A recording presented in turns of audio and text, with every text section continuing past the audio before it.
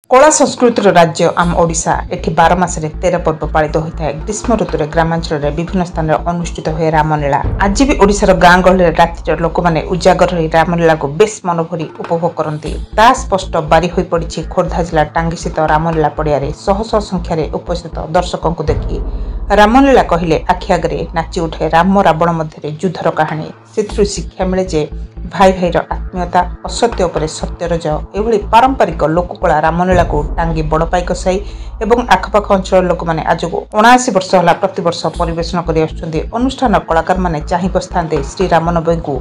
रामनवमी आसरे चलचंचल हो उठे कलाकार मन। रामनवमी ठार कलाकार मैंने सात्विक भोजन ग्रहण करने व्रत परिधान कर शुभ मुहूर्त देखिए रामलीला हुए। नाटकर उद्यापन रात्रि अनुष्ठित होता रावण बध नाटक। विसर्वानंदन रावण को रामचंद्र ब्रह्मस्वर बद्ध करने पड़ा नाटकर जवनिका। यापर अनुष्ठित होता रावण पोड़ी कार्यक्रम। 50 फुट रावणर प्रतिमूर्ति अग्नि संजोग करते प्रभु श्रीरामचंद्र। यही दृश्य बेस चित्ताकर्षक होता। भरपूर दर्शक रावण पोड़ीर मजा नहीं। निराकपी बालकेश्वर मोबाइल टीवी। मोर नाम प्रफुल्ल राउत। रामलीला श्री गायकर कौन करवा आम पूर्वपुरुष मान तो गोटे अनुष्ठान जोड़ी जाइछन्ति। आम ताकू वंचित रखापी भल हो मंद हो 5 दिन हो कि 10 दिन हो कर चलु। खरा दिन आप 70 वर्ष बयस में रामलीला सांगे जड़ित हवा केते कष्टकर। कष्ट होले सुधा प्रभु को नाम रे से कष्ट दूरीभूत हो जाउची। कष्ट रहुनी रोग होते आसिया पड़ुची। मो नाम हूँ विभुपाद राउत। कौन कहे जो टांगी बड़पाई ए कली जुगरे राम नाम हूँ मुक्तिर कारण, किंतु वर्तमान आम समस्तंकर मानसिकता बहुत भाव में परिवर्तन होती। आमे माने आधुनिकतार शिखर देश में पाद देला बेले पाश्चात्य सभ्यता आध्यात्मिक दिगरे हुए तो निजक बेसी नियोजित करि पारु नाही, किंतु प्रभुंकर नाम शांतिर कारण। कर्म जंजाल भगवान नाम नेबा फल मनुष्य शांति लाभ करे, किंतु आजिकाली कंप्यूटर जुग मोबाइल जुग है।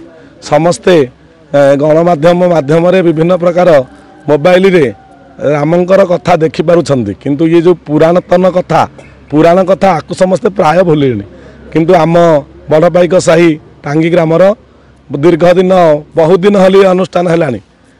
आज रामंकर अभिषेक होउछि समस्त पूर्ण सहयोग ये अनुष्ठान चली। तेणु समस्त को यही वार्ता दि जाउछि प्रभु रामंकर नाम नहीं मनुष्य जीवन सार्थक। मोर नाम हूँ लकी सिंह। मु रामलीला मिशि मु हनुमान रोल नहीं। मोर पार्ट हूँ हनुमान।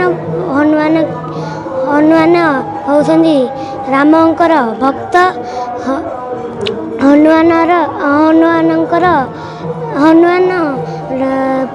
गोटे आंगुठी रे पर्वत टेकी आनते हनुमान को अधिक प्रिय करसंदी राम।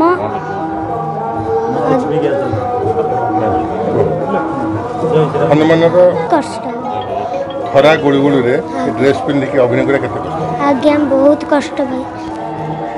पाठ पढ़ा सब ये अभिनय करछन।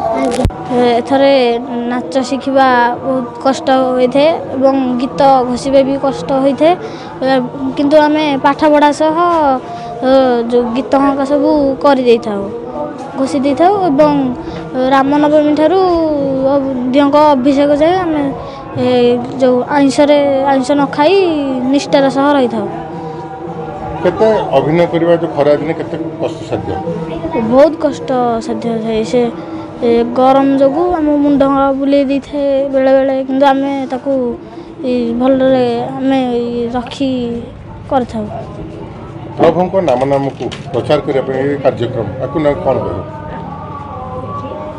युवपीढ़ी जो आगे कहे कि जे जो रामलीला को केबे भी बंद करें सदा बेले आगू को बढ़े नहीं। बालकृष्ण मिश्र मु टांगी बड़पाई साईर 1998 मसीह टांगी बड़पाई सारे रामलीला अनुष्ठित होउछि। रामलीला कर अर्थ है एथे बहुत शिखबार अच्छी और आमर जनसाधारण को शिखा पड़ी से किसी उपकृत होती। मु रावण रोल कर 35 वर्ष है मोर रावण रोल कर। काली आमर उद्यापन है ଆଉ ଭଲ ଶାନ୍ତି ଶୃଙ୍ଖଳା ଥିଲା ଲୋକ ସହସ୍ରାଧିକ ଲୋକ ବି ଆସିଥିଲେ ଆମର ଅଭିଷେକ ହେଲା ପରେ ଆମେ ଗ୍ରାମ୍ୟ ପରିବହନ କରିବୁ ତାପରେ ଆସିକି ସନ୍ଧ୍ୟା ବେଳକୁ କୁମ୍ଭ ବିସର୍ଜନ କରାଯିବ